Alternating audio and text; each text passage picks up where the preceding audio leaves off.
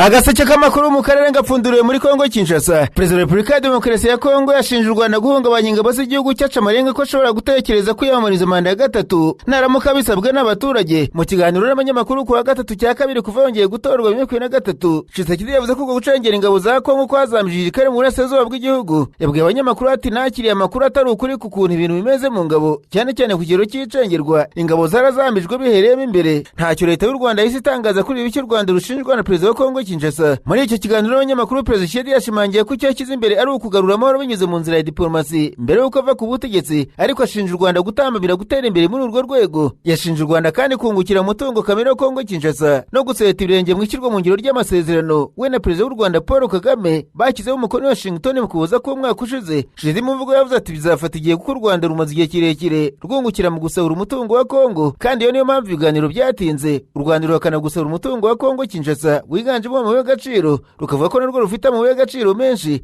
U Rwanda kandi rwakomeje guhakana kohereza ingabo ku butaka bwa Kongo nubwo rwemera ko rwashyizeho ingamba z'ubwirinzi. Muri politiki y'imbere mu gihugu, Tshisekedi yabajijwe niba azava ku butegetsi ubwo manda ya kabiri izaba irangiye mu myaka 2 iri imbere. Nubwo yashimangiye ko atashatse manda ya gatatu, yongeyeho ati abaturage niba binsaba nzabyemera, ntibizigira na rimwe bibaho hatabaye amatora y'akamaramaka cyangwa se referendum. Perezida wa Kongo yanavuze ko kuba we yasimbuye Joseph Kabila Kabange aherutse gufatirwa ibintu na Amerika ashinjwa gufasha imitwe y'inyeshyamba iri mu mutwe wa M23 wafashe imijyi ya Goma na Bukavu ubu hashize umwaka umwe urenga. Yavuze ko ibintu bimeze ari akajagari nyako, yinubira ko bigeze gushimwa nk'abakoze impinduka inyuze muri demokarasi bahindutse abacukuzi b'imva. Mu gihe cy'amasaha arenga 3 imbere y'abanyamakuru barenga 200 hamwe n'abamushyigikiye, Tshisekedi yumvikanije ko igihe cy'amatora ataha kizagenwa no kurinda intambara n'ubusaza bwa Kongo izaba yihuse mu kurangira. Kabila wamubanjirije yatindije amatora y'imyaka 2 n'igice mbere y'uko amaherezo yakoresha 2018 agaba ubutegetsi. Tshisekedi watangajwe ko yatsinze. Naho amakuru aturuka mu gihugu cy'u Burundi aravuga ko Jean-Luc Habyarimana usanzwe uri umuhungu wa Habyarimana Juvenal wigeze kuba perezida w'u Rwanda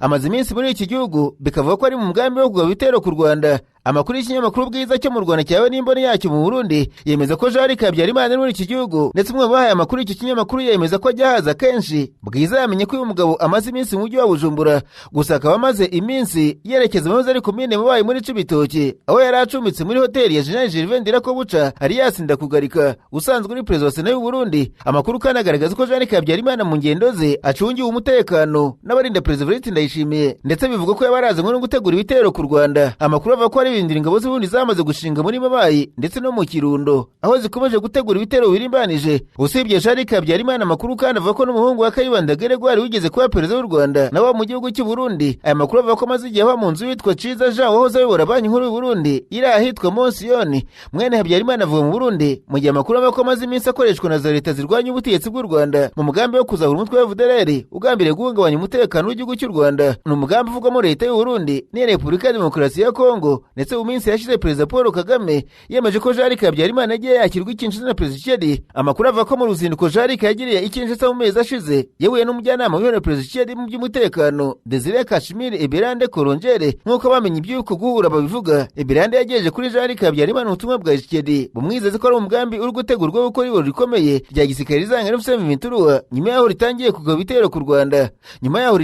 ibitero ku Rwanda. Aya makuru yemeza ko Jean-Luc afatanije n'abayobozi bo muri Minisiteri y'itumanaho n'itangazamakuru muri Kongo Kinshasa bashyizeho urubuga Kisera Africa rugamije kweza izina rya Habyarimana, kwibasira leta y'u Rwanda no gutangaza ubutumwa bushyigikira gahunda za Tshisekedi mu karere. Umugore wa Habyarimana Agathe Kanziga n'abandi batsimbariye ku ngengabitekerezo ya Hutu Power bavuga ko kugira Jean-Luc inama yo guhindura izina rya FDLR ikitwa FCR cyangwa se Front Commun pour la Libération Rwandaise, ikigamijwe ngo guhindura isura FDLR ifite mu maso y'umuryango mpuzamahanga. Ariko amakuru ahamya ko FCR yagumana ingengabitekerezo n'imiterere ya gisirikare nk'ibya FDLR.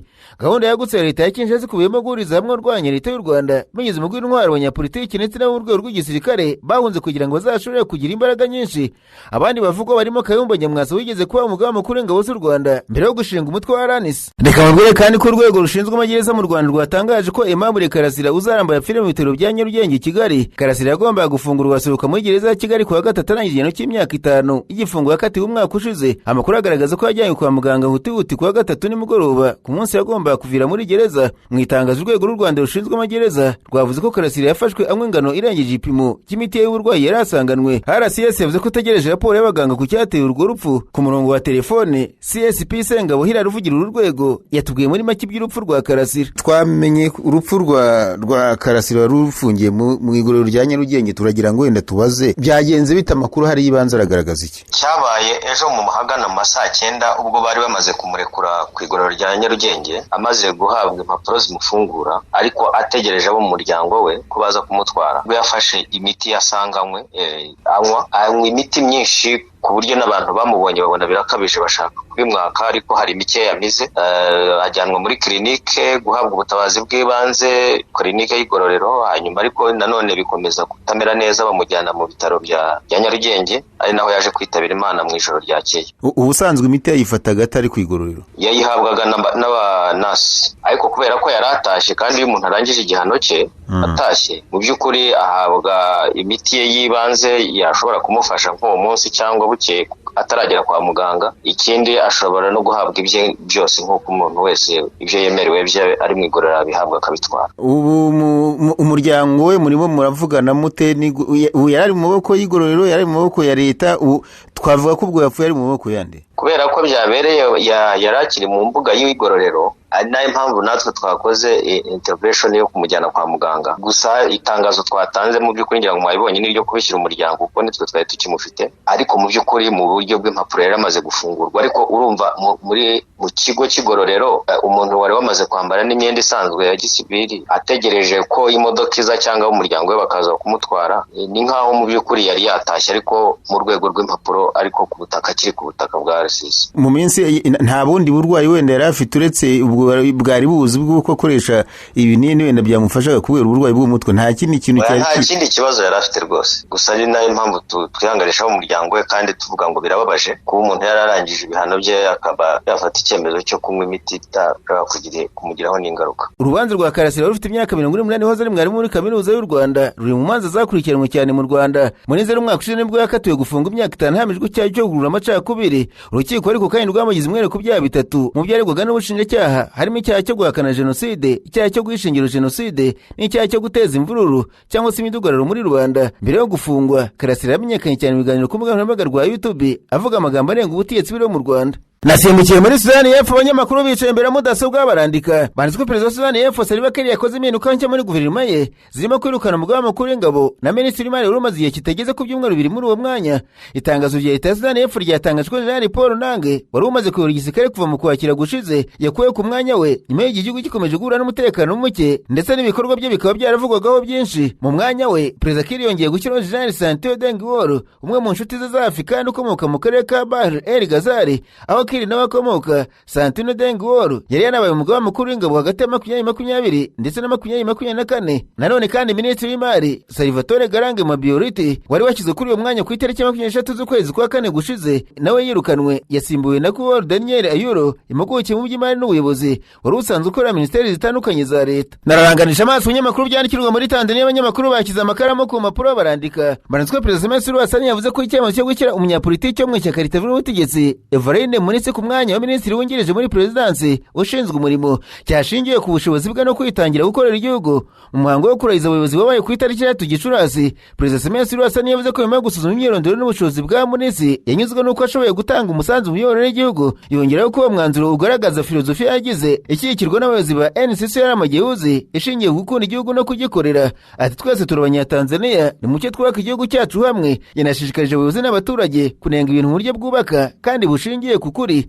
Perezida yanibukije abayobozi ndahiro barahiye, yavuze ko atari umuhango gusa ahubwo ari inshingano ikomeye imbere y'Imana n'abaturage. Yasabye Munisi gukomeza guteza imbere imirimo myiza no kurengera uburenganzira bw'abakozi mu nzego za leta n'iz'abikorera. Yagaragaje ko leta ikomeje gushakira urubyiruko imirimo mu mahanga. Yavuze ko abasore n'inkumi bagera ku 7,000 bamaze kubona akazi hanze y'igihugu muri uyu mwaka wonyine, ariko asaba ko uburyo bwo kohereza bukurikiranwa neza kugira ngo uburenganzira bwabo bwubahirizwe. Agaseke k'amakuru mu karere ngafunikire muri Uganda, abanyamakuru bakoze jiba muri no barandika. Banzi ko abayobozi barenga 10 mu ishyaka ishyaka riri ku butegetsi NRM bazategerwa imodoka kugira ngo bazitabire umuhango w'ibirahira rya Perezida Museveni riteganyijwe ku itariki 12 Gicurasi uyu mwaka. Abayobozi baturuka mu turere n'imijyi 26 bya Uganda barimo abayobozi b'inzego z'ishyaka urwego rw'uturere, imijyi na za municipality. Buri karere cyangwa se umujyi biteganyijwe ko bizohereza nibura abantu 40, naho za municipality n'ibice by'imijyi bikazohereza abandi bantu bagera kuri 30. Mu kiganiro yagiranye n'abayobozi b'ishyaka kuwa gatatu, umubitsi mukuru wa NRM Baribarane Kesa Wundo yavuze ko uburyo bw'imikorere bwafashije ishyaka gutsinda amatora aribwo buzifashishwa no gutegurira ibyirahiro rya Perezida Museveni. Yavuze ko ibikorwa byo kwiyamamaza byayobowe cyane n'inzego z'ishyaka ziyobowe n'ubunyamabanga mukuru bwa NRM, kandi ko uburyo bwo gukorera hamwe bwafashije gukuraho amatsinda menshi yakoreraga mu cyerekezo kimwe ariko adahuje gahunda. Nk'uko byatangajwe n'abayobozi b'ishyaka, amafaranga y'ingendo azanyuzwa ku biro by'uturere mbere y'umuhango, kandi abayobozi bazasabwa kugera i Kampala ku itariki 11 Gicurasi. Inyandiko z'imbere mu ishyaka zigaragaza ko abayobozi bo mu gace ka Acholi bazahabwa hagati y'ibihumbi 80 n'N120 by'amashiringi ya Uganda, mu gihe bo muri Bukedi bazahabwa agera ku ibihumbi 60 by'amashiringi ku rugendo rwo kujya i Kampala ndetse n'andi yo kugaruka. Abaturuka muri Busoga bazahabwa hagati y'amashiringi 50 na 60 bitewe n'akarere bakomokamo, naho muri Bunyoro, Ankole, Teso na Gureta Masaka bo bazahabwa hagati y'ibihumbi 40 n'N120. Abaturuka muri Sebeye, Kigezi, Mukono na Mubende bazahabwa hagati y'ibihumbi 20 by'amashiringi na 40, mu gihe bo muri Karamoja bazahabwa kugera ku 40 kubera intera ndende n'ikiguzi cy'urugendo. Ikinyamakuru Daily Monitor cyavuze ko umugizi w'ishyaka NRM Emmanuel Dombo yavuze ko ishyaka ridatera inkunga umuhango wa leta ubwawo, ahubwo rifasha gusa abayobozi baryo kuwitabira no kwifatanya n'umuyobozi mukuru w'ishyaka. Ati umuhango w'ibirahira ni igikorwa cya leta kandi uterwa inkunga na leta. Twebwe nk'ishyaka twafashije gusa abayobozi bacu kuza kwitabira no kwizihizanya n'umuyobozi mukuru wa NRM. Inteko ishinga amategeko ya Uganda kuwa kabiri yemeje ingengo y'imari y'inyongera ya tiriyoni 1.1 z'amashiringi ya Uganda. Muri ayo ngayo miliyari 3 zikaba zaragenewe umuhango w'ibirahira rya Perezida Museveni, hanateguye ibikorwa byo kwamamaza no kwizihiza ku rwego rw'uturere kugira ngo igihugu cyose kizagira umwuka w'ibirori ku munsi w'irahira. Mu yindi nama yabaye imbere y'irahira, umunyamabanga mukuru wa NRM Richard Todong yavuze ko hari intumwa mpuzamahanga nyinshi zitegerejwe muri uwo muhango, harimo nibura abakuru b'ibihugu 35 n'amashyaka ya politiki atandukanye yo muri Afurika no hanze yayo. Ubwo ariko muri Kenya Leta Zunze Ubumwe za Amerika zasohoye raporo nshya igaragaza ko ubucuruzi bw'ibicuruzwa by'iganano bukomeje kwiyongera, aho Kenya iri mu bihugu byugarijwe cyane n'iki kibazo. Iyi raporo yasohowe n'urwego rwa Amerika rushinzwe ubucuruzi n'uburenganzira ku mutungo bwite mu by'ubwenge.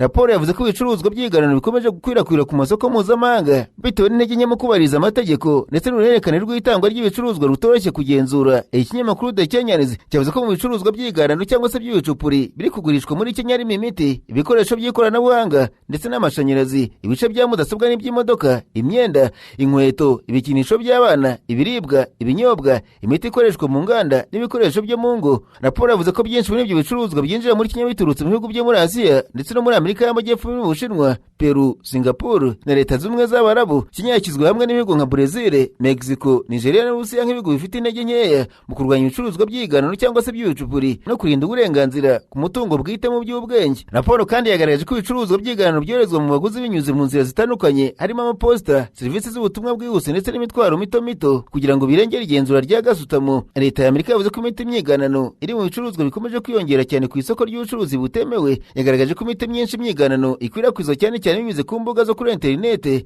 kandi ishobora gushyira ubuzima bw'abaturage mu kaga. Amerika yanaburiye ko ibicuruzwa by'iganano bishobora guteza ingaruka zikomeye ku buzima bw'abaguzi, ku nganda zemewe ndetse no ku bukungu bw'ibihugu. Mu makuru mpuzamahanga mubwire ko umunyamabanga wa Leta Zunze Ubumwe za Amerika ushinzwe ububanyi n'amahanga Marco Rubio agiye kugira uruzinduko i Vatican, aho byitezwe ko ajyana ibiganiro bibera mu muhezo na Papa Leo wa 14. Ibyo bibaye mu gihe mu minsi ishize Perezida wa Leta Zunze Ubumwe za Amerika Donald Trump yakozanyijeho na Papa Leo wa 14 wanenze cyane Amerika yagabye ibitero kuri Irani. Urugendo rwa Marco Rubio ruteganijwe kuri uyu wa 4. Abayobozi bombi baraza kujyana ibiganiro bibera mu muhezo bishobora kumara nibura iminota 30 nyuma y'aho Marco Rubio ahure na Kardinali Pierito Parolin, umudiplomate wa Vatican.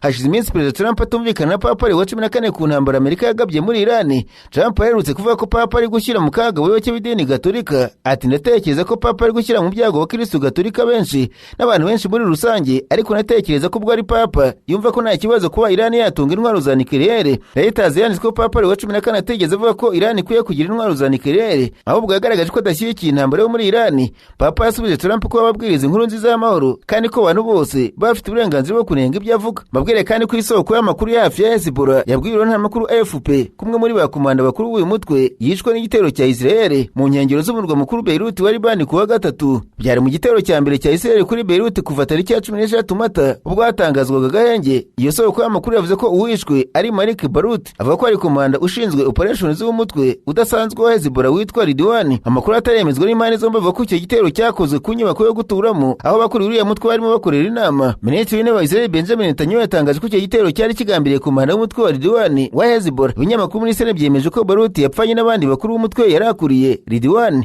umutwe udasanzwe w'abarwanyi ba Hezbollah washinzwe guhabwa inshingano zo kwinjira rwihishwa no gukora ibitero mu majyaruguru ya Israel. Naho Korea ya Ruguru yashimangiye ko itazareka intwaro zayo za kirimbuzi, isobanura ko icyemezo yafashe kidashobora guhinduka kandi niyemeza kongera ubushobozi bwayo. Kuwa kane ibitangazamakuru byatangaje ko ambasaderi wa Korea y'Amajyaruguru mu muryango w'abibumbye yavuze ko igihugu cye kitagengwa n'amasezerano yo kudakwirakwiza intwaro za kirimbuzi NPT, ndetse ko igitutu cy'amahanga kitazahindura kuba ari igihugu gitunze intwaro za kirimbuzi. Pyongyang yavuze ko izava mu masezerano yo guhagarika kongera intwaro za kirimbuzi muri 2023 kandi bikora ku mugaragaro 2023. Kuva icyo gihe imaze gukora igerageza ry'intwaro za kirimbuzi inshuro 6 bituma ifatirwa no mpuzamahanga kandi bikekwa ko ibiti ibisasu byinshi bya kirimbuzi. Abashyize umukono ku masezerano yo kudakwirakwiza intwaro za kirimbuzi bakoze inama yo gusuzuma icyo byatanze mu muryango w'abibumbye, aho leta zimwe za Amerika n'ibihugu bimwe na bimwe bikurikiza urugero rwayo bibaza nta shingiro bifite uko ibintu bimeze ndetse n'ikoreshwa ry'uburenganzira bw'ubusugire bwa Korea y'Amajyaruguru nk'uko byatangajwe na Kim Song, intumwa nkuru ya Pyongyang muri Loni. Mu magambo yatangajwe n'amakuru bya Korea KCNA yongeyeho ati imiterere ya Repubulika ya Demokarasi ya Korea nk'igihugu gifite intwaro za kirimbuzi ntizahinduka hashingiwe ku magambo yo hanze cyangwa se ku byifuzo bimwe. Yakomeje avuga ko kuba igihugu gifite intwaro za kirimbuzi zashyizwe mu itegeko nshinga binatanga umucyo ku mahame agenga ikoreshwa ry'izi ntwaro za kirimbuzi.